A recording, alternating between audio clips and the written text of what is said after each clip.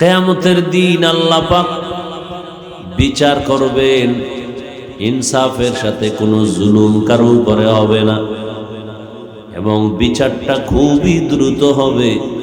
ফজর থেকে জোহরের মধ্যে আধা বেলায় হাসরের মাঠের বিচার কমপ্লিট হয়ে যাবে। আধা বেলায় বিচার শেষ। বলে এটা কেমনে সম্ভব? হাজারো লাখো কোটি কোটি কোটি মানুষ, আবার পশুও আল্লাহ উঠাবেন বিচার করার জন্য, জিনের বিচার হবে। আধা বেলা এটা কেমন করে সম্ভব? এর একমাত্র জবাব হলো অসম্ভবকে সম্ভব করার ক্ষমতা আছে যিনি, তার নাম হলো আল্লাহ। আল্লাহর দ্বারা সবই সম্ভব। দুধের বাচ্চা মায়ের কোলে কথা বলতে পারে না, আল্লাহ যদি কুদরতের ক্ষমতা দেন সম্ভব নেই।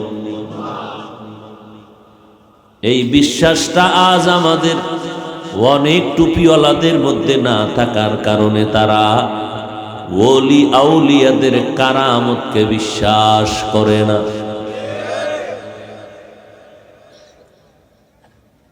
হাসরের ময়দানে আল্লাহ পাক প্রত্যেক দায়িত্বশীলকে হাজির করে দায়িত্বের জবাবদিহিতার জন্য দাঁড় করাবেন। এই মা বাবা, আপনার সন্তানকে আপনি আল্লাহর হুকুম মতো পরিচালনা করলেন কিনা জবাব দিতে হবে আপনাকে। জাহান্নাম থেকে বাঁচাইলেন কিনা জবাব দিতে হবে আপনাকে।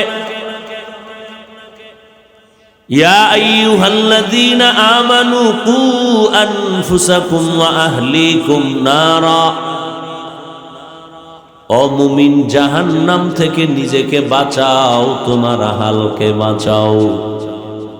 ওয়াকুদুহান নাসু ওয়াল হিজারা। জাহান্নামের আগুনের ইন্ধন হবে মানুষ আর পাথর। জাহান্নাম থেকে বাঁচাও। আল্লাহর হুকুম পালনের ক্ষেত্রে যথেষ্ট সচেতন হও, না হয় কিয়ামতের দিন অনেকে নিজে নিজে আমল করিয়াও নাজাত পাবে না, তার আহালদেরকে যদি গুনাহ থেকে না, গুনাহের থেকে নিজেকে পবিত্রতা অর্জন করাও। এজন্য আল্লাহ কোরআনে বলেন, ও দুনিয়ার মুমিন, তোমরা আল্লাহকে ভয় করো, ভয় করার মতো হক আদায় করে। ইয়া আইয়ুহাল্লাযীনা আমানুত্তাকুল্লাহা হাক্কা তুকাতিহ। আল্লাহকে ভয় করো, ভয় করার মতো হক আদায় করে। কথাটা আল্লাহ মুমিনকে বলেছেন, কোনো বেঈমানকে বলেন নাই। কারণ হলো জান্নাত শুধু মুমিন পাবে, কখনো কোনো বেঈমান জান্নাত পাবে না। আর আল্লাহ মুমিনকে জান্নাত দিবেন, তাও আল্লাহ খুব আদর করে দিবেন। বলে কেমন? কয় বিনা হিসাবে। এজন্য আল্লাহ মুমিনকে সতর্ক করে বললেন, ও মুমিন, দুইটা কর্মসূচি দিলাম। প্রথম কর্মসূচি, আমাকে ভয় করো, হক আদায় করে। দ্বিতীয় কর্মসূচি, মুসলমান না হইয়া মরণ বরণ করিও না। সাহাবায়ে কেরামি আওয়াজ রহমতের নবীর পবিত্র জবানে শুনে হতাশ হয়ে গেলেন। আল্লাহ যত বড়, ওই পরিমাণ আল্লাহর হক আদায় করে ভয় করা কারো দ্বারা সম্ভব হবে না। নবীজিও পেরেশান হয়ে গেলেন। আল্লাহ তাআলা জিব্রাইল আমিনকে পাঠায় হতাশা দূর করলেন। ও জিব্রাইল, জলদি করে যাও, আমার নবীরে সান্ত্বনার বাণী শুনায়া দাও। ইত্তাকিল্লাহা মাস্তাতাতুম, জানায় দাও হক আদায় করে ভয় করা লাগবে না, বরং বান্দা যেন তার সাধ্য মতো আল্লাহকে ভয় করে। সাহাবায়ে কেরাম আশ্বস্ত হলেন, হ্যাঁ সাধ্য মতো আল্লাহকে ভয় করা সম্ভব, কিন্তু আল্লাহর হক আদায় করে ভয় করা অসম্ভব। আল্লাহ বারবার বলেন আমাকে ভয় করো, আমাকে ভয় করো। এমনকি আপনার আমার নবী, যে নবীর কোনো গুনাহ নাই, সন্দেহ করলে ঈমান চলে যাবে। আল্লাহ পাক ওই নবীকেও বলে আপনি নবী, আমি আল্লাহকে ভয় করেন। ইয়া আইয়ুহান নাবিয়্যুত্তাকিল্লাহ ওয়ালা তুতিইল কাফিরিনা ওয়াল মুনাফিকিন। হে নবী, আপনি আমি আল্লাহকে ভয় করেন। ভয়ের নাম তাকওয়া। যারা আল্লাহকে ভয় করবেন তাদের নাম হলো মুত্তাকিন।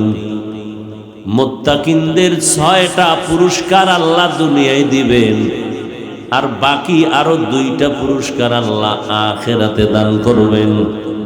কাদেরকে? মুত্তাকিনদেরকে। মুত্তাকি কারা? যারা আল্লাহরে ভয় করে। ভয়ের নাম তাকওয়া। যারা ভয় করে তাদের নাম মুত্তাকি। এই ভয় যারা করবে তাদের জন্য দুনিয়াতে 6টা পুরস্কার, আখিরাতে 2টা পুরস্কার।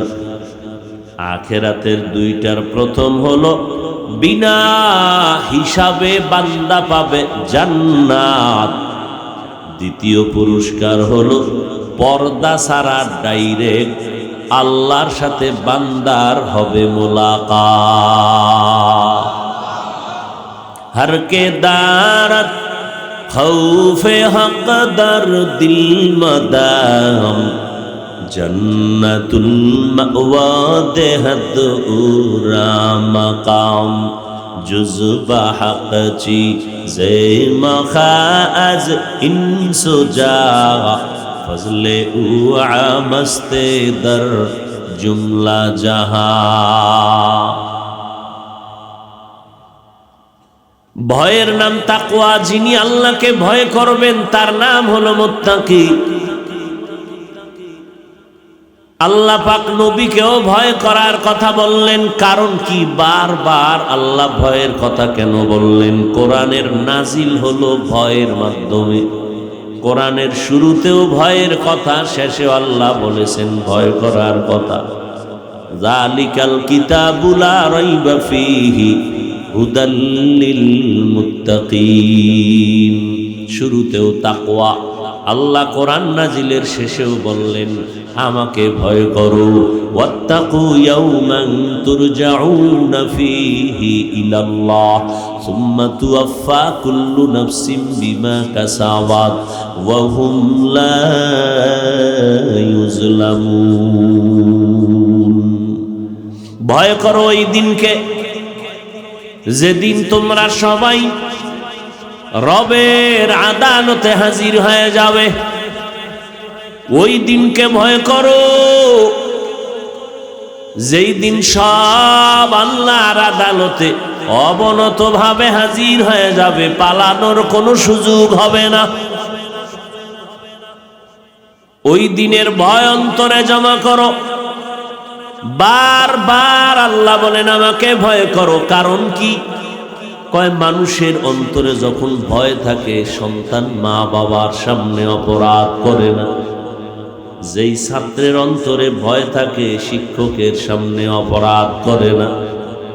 ঠিক যেই বান্দার অন্তরে আমার আল্লাহর ভয় থাকবে, ওই বান্দা কখনো গুনাহের কাছেও যাবে না।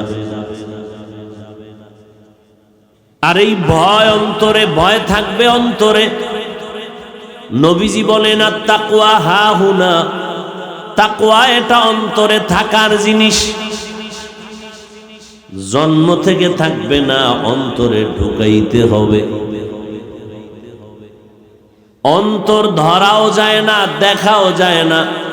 আবার যেই তাকওয়া ঢুকাইবেন ওই তাকওয়াও তো ধরা যায় না, দেখা যায় না। অন্তরও দেখা যায় না, তাকওয়াও দেখা যায় না, তো ঢুকাইবেন কেমনে? আবার তাকওয়াটা কোথা থেকে পাবেন? লিকুল্লি শাইইন মা'দিনুন ওয়া মা'দিনুত তাকওয়া কুলুবুল আরিফিন। প্রত্যেক জিনিসের একটা গোডাউন আছে, ফ্যাক্টরি আছে। তাকওয়ার ফ্যাক্টরি হলো আল্লাহর প্রিয় বান্দা যারা, তাদের কলব। তাদের কলব হলো তাকওয়ার গোডাউন। তাদের সাথে সম্পর্ক গভীর করে দাও, তাদের নজর যখন তোমার সিনায় লাগবে, কলবে তাকওয়া ঢুকে যাবে। আল্লাহর ভয় যতদিন পর্যন্ত কলবে আসবে না, ততদিন পর্যন্ত বান্দা গুনাহ ছাড়তে পারবে না। আল্লাহ তাআলা এজন্য বলেন, আমাকে ভয় করো। দ্বিতীয় কর্মসূচি, মুসলমান না হইয়া মরিও না। ওয়ালা তামুতুন্না ইল্লা ওয়া আনতুম মুসলিমুন। মুসলমান না হওয়া পর্যন্ত মরিও না। আল্লাহ এমন ভাবে কথাটা বলেছেন, মনে হয় যেন হাতে অনেক সময় আছে। ভাইবা চিন্তা এরপরে মুসলমান হও, কিন্তু হাকিকতে একটা সেকেন্ডের ভরসাও কারো হাতে নাই। তো আল্লাহ এমন কেন বললেন? মুফাসসিরিনে কেরাম বলেন, যেহেতু তোমার আমার হাতে সময় নির্দিষ্ট নাই, অতএব মুসলমান না হইয়া মরিও না। কথার ব্যাখ্যা হলো, মুসলমান হইতে দেরি করিও না। কথাটা বললেন কাদেরকে? যারা মুমিন। এখানে আমরা যারা বসা আছি সবাই কি মুমিন এবং কি মুসলমান? নাকি আপনারা মুসলমান না? যেমন আমরা মুমিন তেমন মুসলমান। কিন্তু আল্লাহ বলতে গিয়া বললেন, এই মুমিন মুসলমান হইয়া মর, না হইয়া মরিস না। কথাটা যদি কোনো বেঈমানের বলতেন, মোটামুটি সহজে বুঝতাম যে বেঈমান, তোরা এখনো মুমিন হও নাই, মুসলমান হও নাই, মুসলমান হইয়া মর। কিন্তু মুমিনের কেন বললেন মুসলমান না হইয়া মরিস না? তা আমরা মনে হয় যেন এখনো মুসলমান হতে পারিনি। আল্লাহ কোরআনের আরেক আয়াতে স্পষ্ট করে বলেন, ইয়া আইয়ুহাল্লাযীনা আমানু দুখুলু ফিস-সিলমি কাফা ওয়ালা তাত্তাবিউ খুতুওয়াতিশ শাইতান ইন্নাহু লাকুম আদুউম মুবিন। ও মুমিনেরা, তোমরা ইসলামের ভেতরে পরিপূর্ণ প্রবেশ করো। তাহলে মুমিন ইসলামের মধ্যে পরিপূর্ণ এখনো ঢুকি নাই। আল্লাহ আরো স্পষ্ট করে আরেক জায়গায় বলে, ইয়া আইয়ুহাল্লাযীনা আমানু আমিনু বিল্লাহি ওয়া রাসূলি। ও মুমিনেরা, তোমরা আল্লাহর উপরে রাসূলের উপর ঈমান আনো। আল্লাহর উপরে রাসূলের উপরে ঈমান আনলেই সে মুমিন। তো আল্লাহ মুমিনকে বলে এই ঈমান আনো। আর আল্লাহ রাসূলের উপরে ঈমান আনার কারণেই তো আমরা মুমিন।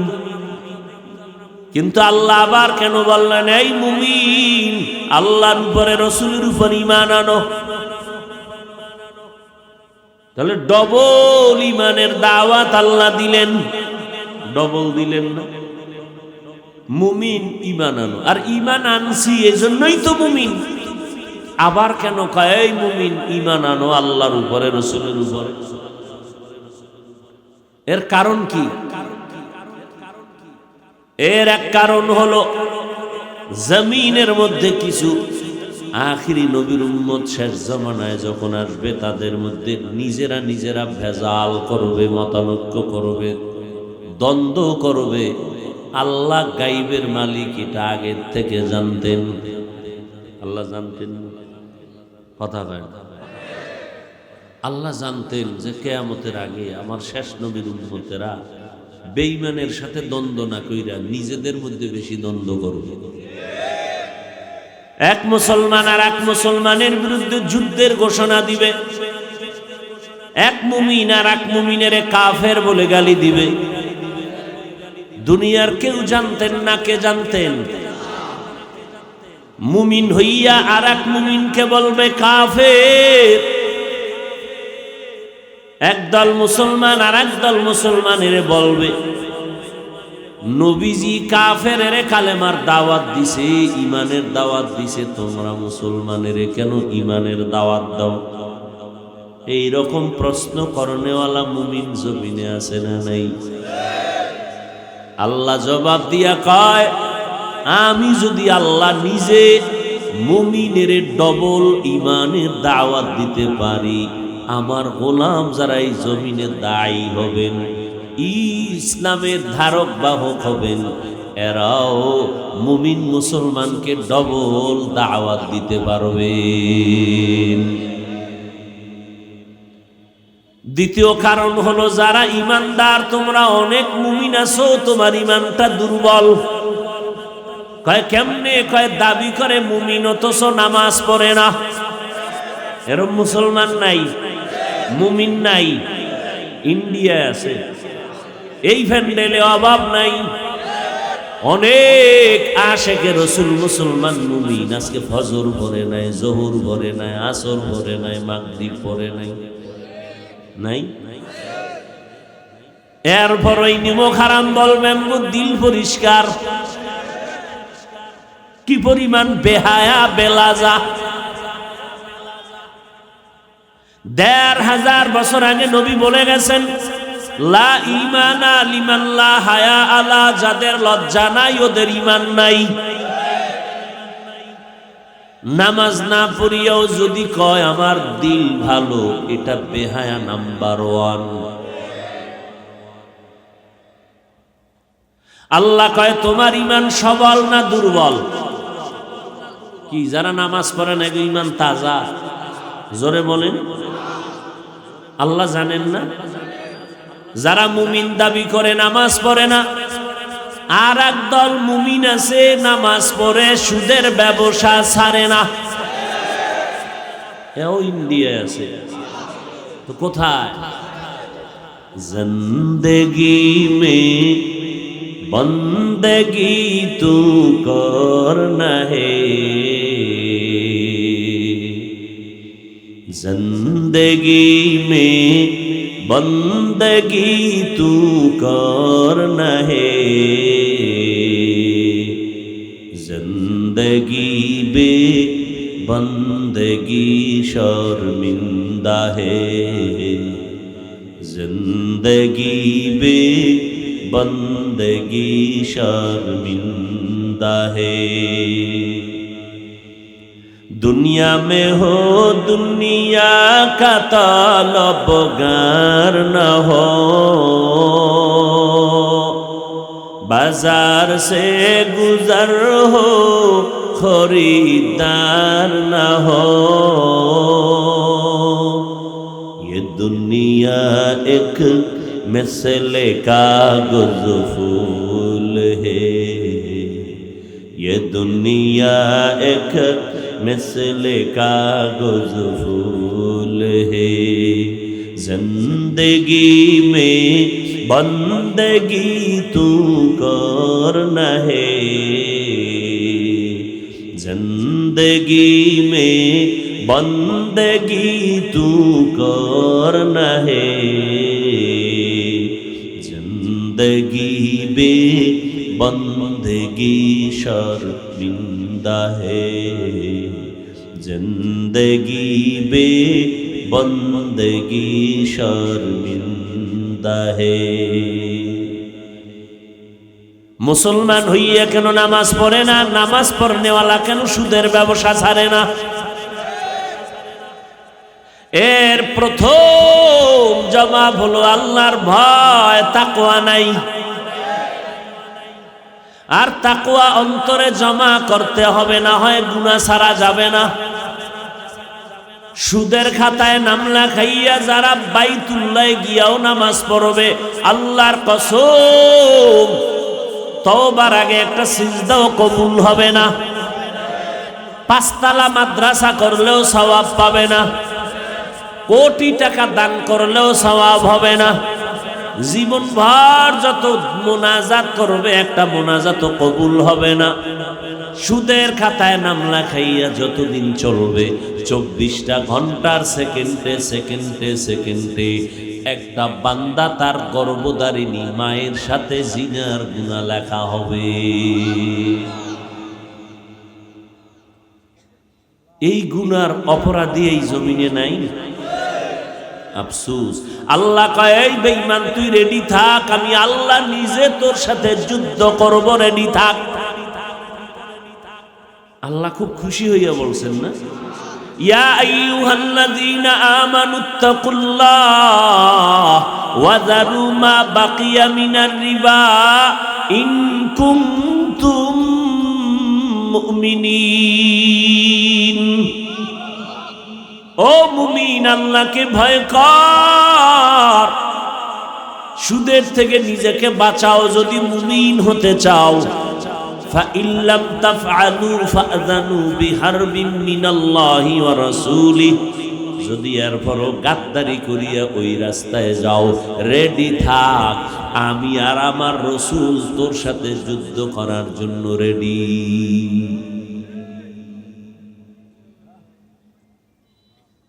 ও আল্লাহর বান্দারা, আবার দেখেন, বহু টাকাওয়ালা কোটি টাকার মালিক 1 টাকাও হারাম খায় না।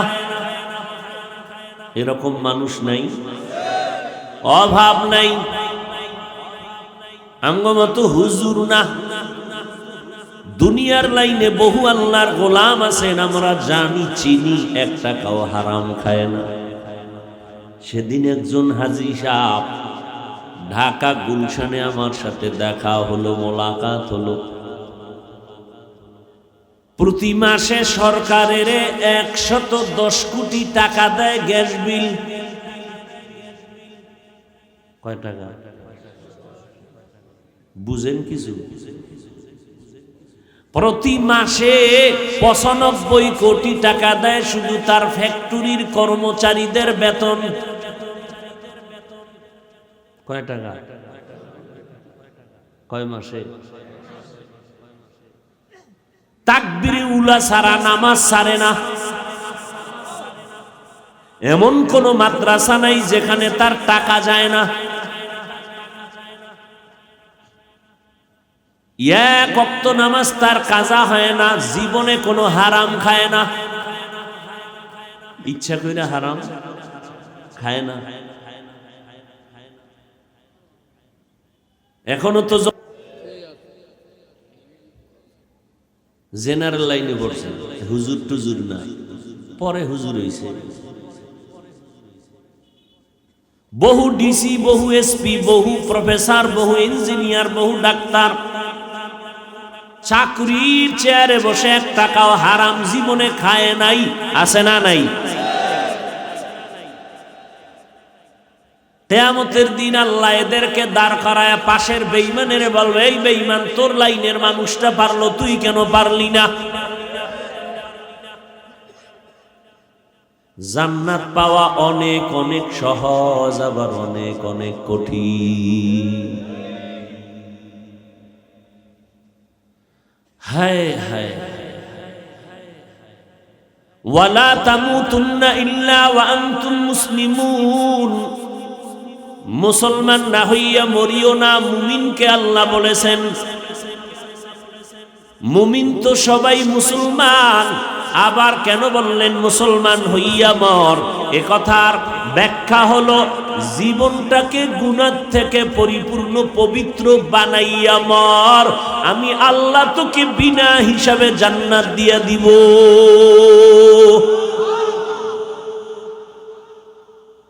গুনাহ থেকে জীবনটাকে পবিত্র বানাবেন কেমনে? জীবনটা 2টা ভাগ হয়ে গেছে, একটা ভাগ পিছনে চলে গেছে আর একটা ভাগ সামনে আছে। পিছনে গুনাহ কইরাই ফেলাইছে, সামনে গুনাহ হতেও পারে, বাঁচার চেষ্টা করা যাবে। পিছে যেগুলো করছেন এগুলোর থেকে পবিত্র কেমনে হবেন?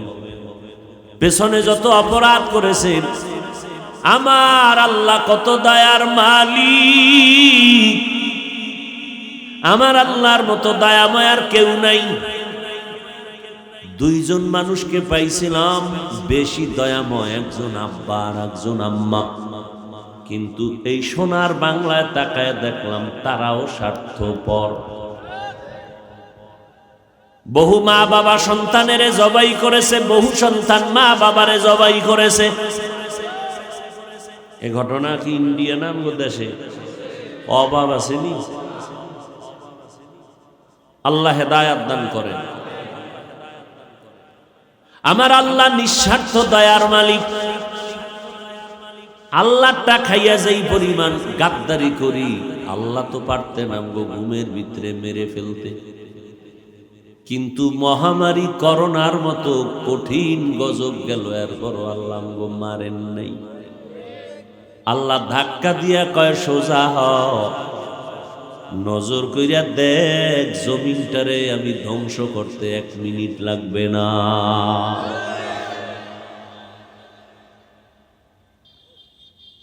বহু আল্লাহর বান্দারা নামাজ পড়েন, রোজা রাখেন, দাঁড়িয়ে আছে, টুপি আছে, হালালও খান, কিন্তু সন্তানের লাইনে রাখেন নাই।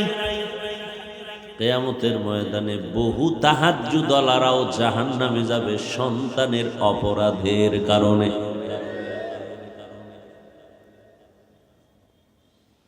হায় হায়, পেছনের গুনাহ থেকে নিজেকে বাঁচাবেন কেমনে? আল্লাহ কয় বান্দা তোর গুনাহ করতে করতে একটা পাহাড় বানাইছো, পাহাড়টা বানাইতে তোর সময় লাগছে 80 বছর। রাতারাতি গুনার পাহাড় হয় নাই। প্রথমে বান্দা তুমি গুনাহ করা শুরু করেছো, করতে করতে করতে করতে এক সময় তোমার বয়স বেড়ে গেছে, 80 বছর হয়ে গেল, গুনার পাহাড়ও হয়ে গেল। বিশাল বড় এক লবণের পাহাড়। কিসের পাহাড়? যদি বলি লবণের পাহাড়টাকে তুমি এখান থেকে কর্মচারীরা কেটে কেটে 10 কিলোমিটার দূরে সরায় দাও, মাস বছর চলে যাবে, এরপরও পারবে না। আল্লাহ কয় আমার কাছে কৌশল আছে, এই লবণের পাহাড় 10 কিলোমিটার সরাইতে 1 সেকেন্ড লাগবে না। আমি সমুদ্রের পানিরে যদি একটু ধাক্কা দিয়ে দেই। ও বান্দা, তোমার গুনার পাহাড় করতে লাগছে 80 বছর,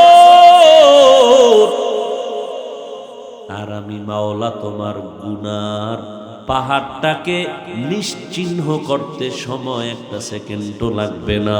রহমতের পানি দিয়ে যদি একটু বাড়ি দেই, তোমার আমলনামার সব গুনাহ মাফ হয়ে যাবে।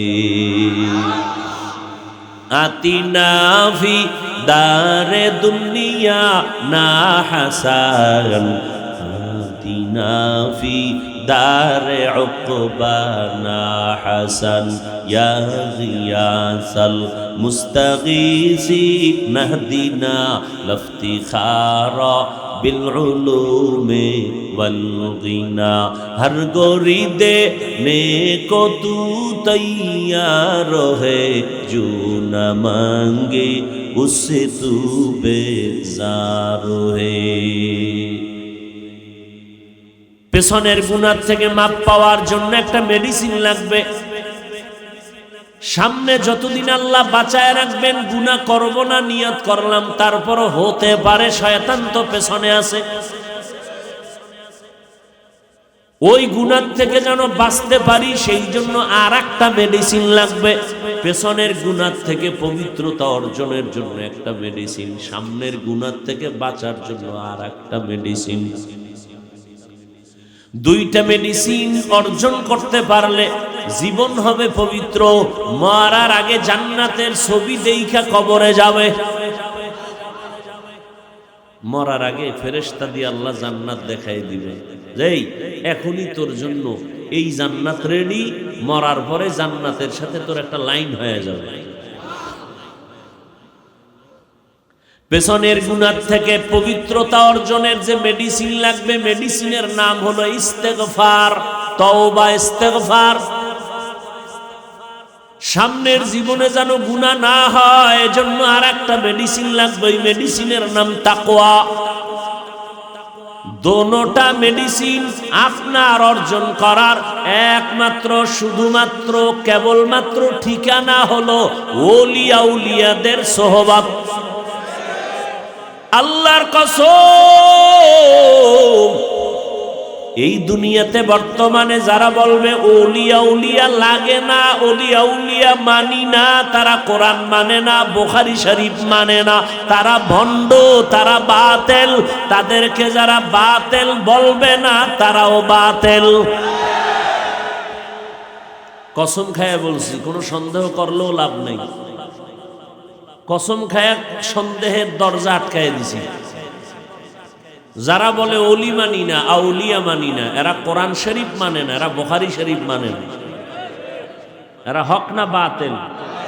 এদেরকে যারা ভণ্ড বলবে না, তারাও ভণ্ড। কিয়ামতের আগে আর নবী পাবো না, আবু বকরকে পাবো না, ওমর পাবো না, সাহাবায়ে কেরাম পাবো না, ইমাম বুখারীকে পাবো না, ইমাম আবু হানিফাকে আর পাবো না। এই জমিনে কিয়ামত পর্যন্ত জান্নাতের পথে আমরা আগাইতে চাইলে আমগো পথ দেখাবেন একমাত্র শুধুমাত্র উলামায়ে আহলে হক, ওলি আউলিয়া আহলুল্লাহ। উলামায়ে আহলে হক, এই শব্দটা বাড়ায় বলবে ওলামায়ে, কারণ একদল এখন বড় বাহিনী আছে ওলামাদের মধ্যে আহলে বাতিল। খুব সাবধান, সতর্ক, চিনা উপায় নাই। কারণ সিটিগুলার স্বর্ণের কালার যেমন এক, ভণ্ড মাওলানার হকপন্থীদের লেবাস পোশাক এক। সাবধান। তবে তাকওয়ার উপরে যারা মজবুত হয়ে চলবে, আল্লাহ তাদেরকে একটা স্পেশাল পাওয়ার দান করেন দুনিয়াতে। ওই পাওয়ার দিয়া বান্দা হকের উপরে মজবুত হইয়া থাকে, কেউ তারে ডাইনে বামে নিতে পারে না। ওই পাওয়ারের নাম কোরআনের ভাষায় হলো ফুরকান। এই পাওয়ারের নাম কি? ইয়া আইয়ুহাল্লাযীনা আমানু ইন তাত্তাকুল্লাহ ইয়াজআল লাকুম ফুরকানা। যারা তাকওয়ার উপরে মেহনত করবে, মুজাহাদা করবে, আল্লাহ তাদের ফুরকান নামের পাওয়ার দান করবেন। মা মা'নাল ফুরকান হুয়া নূরুম মিন ইলাহি। ফুরকান হলো আল্লাহর দেওয়া একটা নূরের আলো।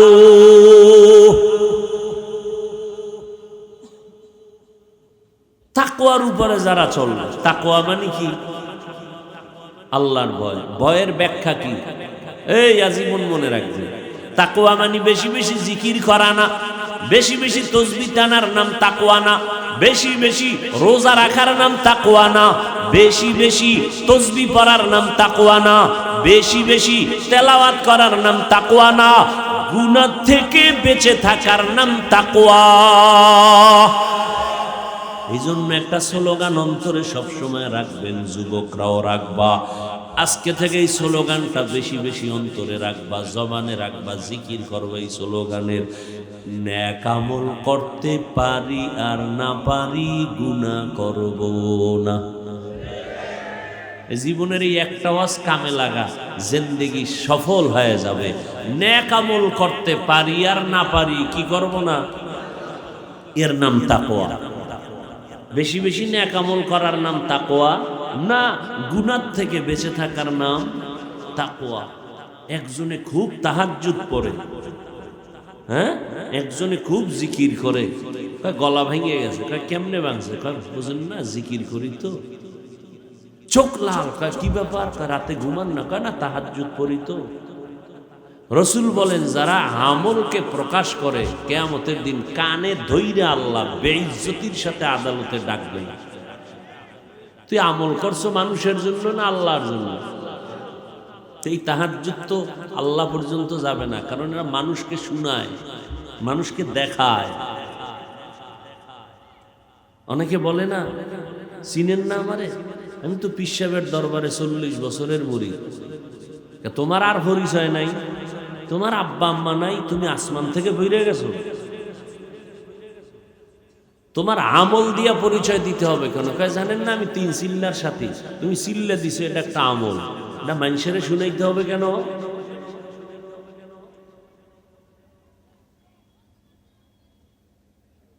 আল্লাহ হেদায়াত দান করুন।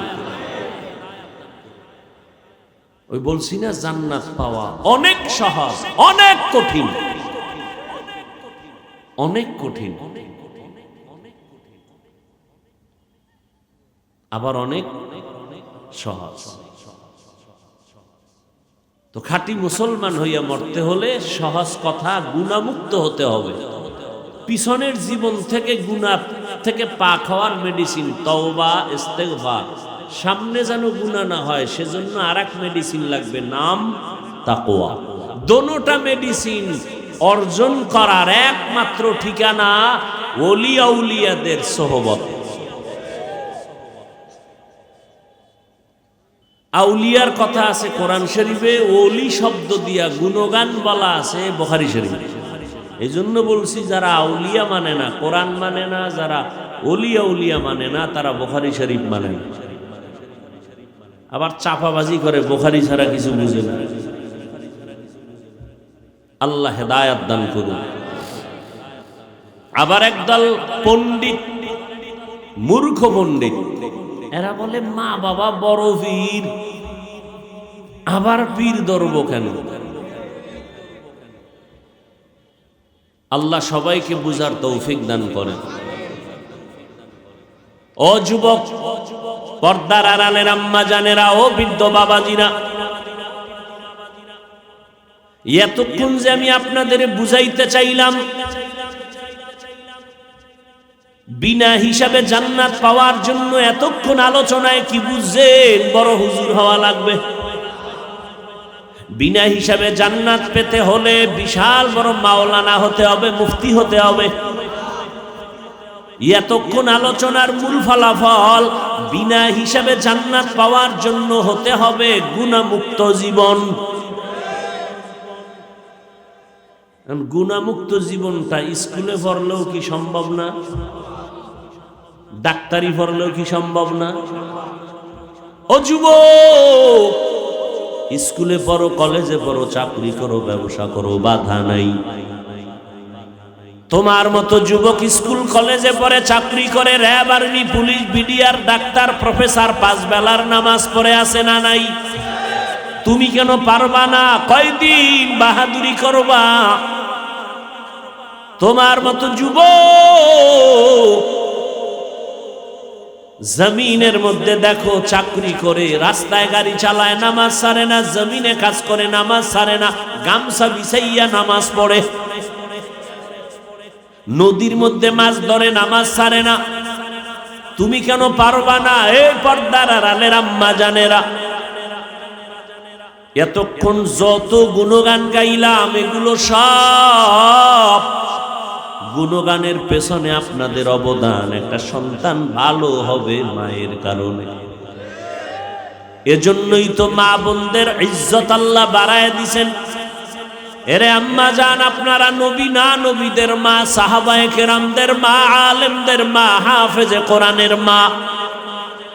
আম্মা জান আয়েশা রাদিয়াল্লাহু আনহার মতো নারী, ফাতেমা রাদিয়াল্লাহু আনহার মতো নারী, আয়েশা রাদিয়াল্লাহু আনহার মতো নারী, ইসমাঈল নবীর মা হাজেরা আলাইহাস সালামের মতো নারী, ঈসা নবীর মা মারিয়াম আলাইহাস সালামের মতো নারী। বেঈমান ফেরাউনের স্ত্রী নাম কি? আসিয়া।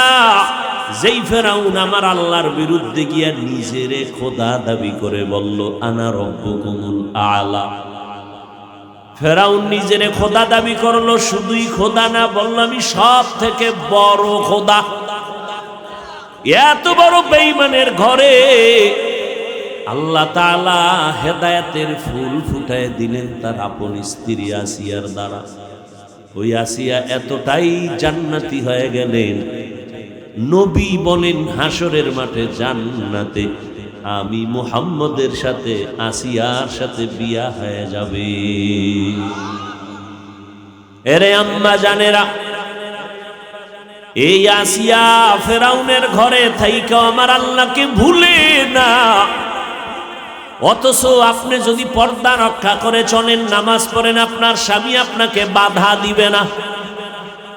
বরং বহু বেনামাজি স্বামী স্ত্রী নামাজ পড়লে খুশি, কয় আমি জাহান্নামী হইছি কিন্তু আলহামদুলিল্লাহ আমার স্ত্রীটা ভালো।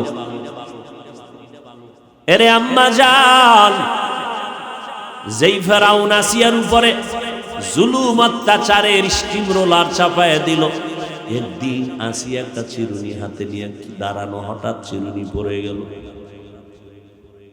আসিয়ার জবান থেকে অনিচ্ছা আমার আল্লাহর নাম বের হয়ে গেল। ফেরাউন জ্যাক্সি ভাই দাঁড়ায় রয়েছে, আসিয়া টের পায় নেই। ফেরাউন শুনে লাইছে, এই আসিয়া তুমি কার নাম নিলা? আসিয়া মনে মনে কয়, যেহেতু প্রকাশ হয়েই গেছে আর গোপন রেখে লাভ নাই। বলে আমার মালিকের নাম।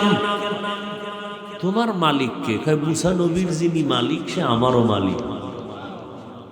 বলো কি? বলে এটাই কথা। বলে আমি না মিশরের খোদা। আসিয়া বলে তুমি মিশরের খোদা হতে পারো, তবে আমার খোদা না, আমার আল্লাহ হলেন রব্বুল আলামিন। আসিয়া সর্বনাশ, এই কথা মিশরবাসী জানলে আমার ইজ্জত নষ্ট হয়ে যাবে, আর বলবা না বলে এই জবানে আর বন্ধ হবে না। আমি আমার মালিকের মোহাব্বত অন্তরে জমা করে নিলাম, আর সারা হবে না।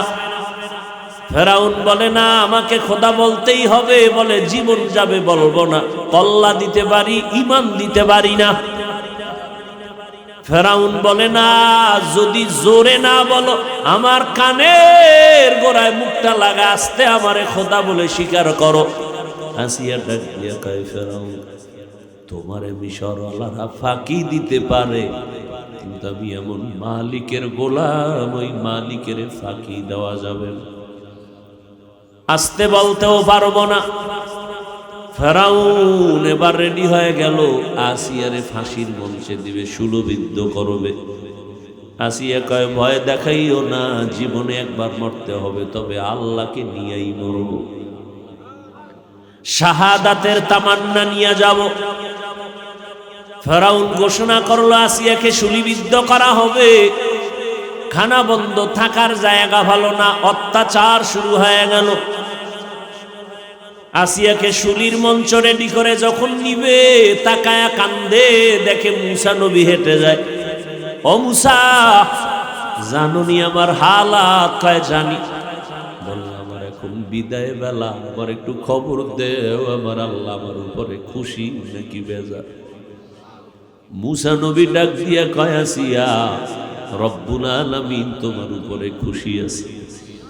আসিয়া হাত উঁচু করে খোলা আসমানের দিকে তাকায় কান্দে। ক্বালা রব্বি ইবনি লি ইনদাকা বাইতান ফিল জান্নাহ ওয়া নাজ্জিনি মিন ফিরআউন। ও আল্লাহ, দুনিয়ার এক রাষ্ট্র ক্ষমতার মালিক, এত টাকা, এত বাড়ি গাড়ি, কিন্তু ওর ঘরের স্ত্রী হইয়া আজ আমার থাকার জায়গা নাই, আমার খানা নাই, আরামে ঘুমাইতে পারি না রে মালিক। তোমার মোহাব্বত অন্তরে জমা করার কারণে দুঃখ নাই রে আল্লাহ। বিদায় বেলা তোমার কাছে দাবি, দুনিয়াতে আরামের থাকার জায়গা পাই নাই। ও আল্লাহ, তুমি দয়া করে তোমার পার্শ্বে জান্নাতে একটা ঘর বানাইয়া দিও, তোমার পার্শ্বে জান্নাতে একটা ঘর বানাইয়া দিও রে আল্লাহ। আসিয়া কান্না করে দোয়া করলেন, আল্লাহ তাআলা আসিয়ার কলবের চক্ষু খুলে দিলেন। আসিয়া ফাঁসির মঞ্চে যায় আর কান্না বন্ধ করে মুস্কি মুস্কি হাসে। ফেরাউন কয়, বিপদকালে হাসো কেন? আসিয়া ডাক দিয়া কয়, ও ফেরাউন, তুমি জানো না আল্লাহ আমার অন্তর চক্ষু খুলে দিয়েছেন। আমি তাকাইয়া দেখতেছি আসমানের ভেতরে লক্ষ লক্ষ নূরের ফেরেশতারা আছে, আমাকে স্বাগতম দিয়ে আমার রূহটাকে জান্নাতে নিয়ে যাবে। আমি মাওলার কাছে জান্নাতে ঘর চাইছি, ওই জান্নাতের ঘর আমি তাকায়া দেখতেছি, কেমন জান্নাত আমার জন্য তাড়াতাড়ি আমাকে ফারিকের কাছে আমি চলে যাব। ও পর্দার আড়ালের মা, 5 বেলার নামাজ পড়বেন, স্বামীর মাল হেফাজত করবেন, সন্তানটাকে আদর্শ কোরআন পড়াইয়া ডাক্তার বানাবেন, সন্তানকে কোরআন পড়নেওয়ালা আদর্শ ইঞ্জিনিয়ার বানাবেন, সন্তানটাকে কোরআন পড়াইয়া আদর্শ প্রফেসর বানাবেন। দুনিয়ার জিন্দেগি আপনার সফল, আখিরাত সফল। পেছনের গুনাহ থেকে তওবা করেন, সামনে গুনাহ থেকে বাঁচার চেষ্টা করেন। বৃদ্ধ বাবাজিরা, আপনার মতো কত বুড়া মানুষ লাঠি নিয়ে নিয়ে ভর করে করে মসজিদে গিয়া নামাজ পড়ে, আপনারা কেন পারেন না? আল্লাহর কাছে তওবা করেন। জীবনে নামাজ ছাড়বো না, বেপরদায় চলবো না, দাড়ি কাটবো না। যুবক, আজকে থেকে তওবা করো, আর নামাজ ছাড়বা না। নবীর তরিকায় চলবা, ওলামাদের পক্ষ নিয়ে তাদের পরামর্শ নিয়ে চলবা, মা বাবার দোয়া নিয়ে চলবা, আর কোনো দিন গুনাহের কাছেও যাইবা না। আল্লাহ আমাদের সবাইকে কবুল করে নেন। আলহামদুলিল্লাহি রাব্বিল আলামিন, والصلاة والسلام على سيد الأنبياء والمرسلين وعلى آله وأصحابه أجمعين يا أرحم الراحمين يا أرحم الراحمين يا أرحم الراحمين رب ارحمهما كما ربياني صغيرا اللهم إنك عفو كريم তুহিব্বুল আফওয়া ফা'ফু আন্না। ও দয়ার মালিক, গুনাহের বোঝা নিয়ে হাত তুলেছি। উলামায়ে কেরাম, মুরব্বী, হাজী সাহেব, কত ছাত্র, কত যুবক, কত মা বোনেরা, মেহেরবানি করে সবার জীবনের গুনাহ মাফ করে দেন আল্লাহ। আয় আল্লাহ, মাদ্রাসা মসজিদে মাহফিল কবুল করে নেন। নবীজির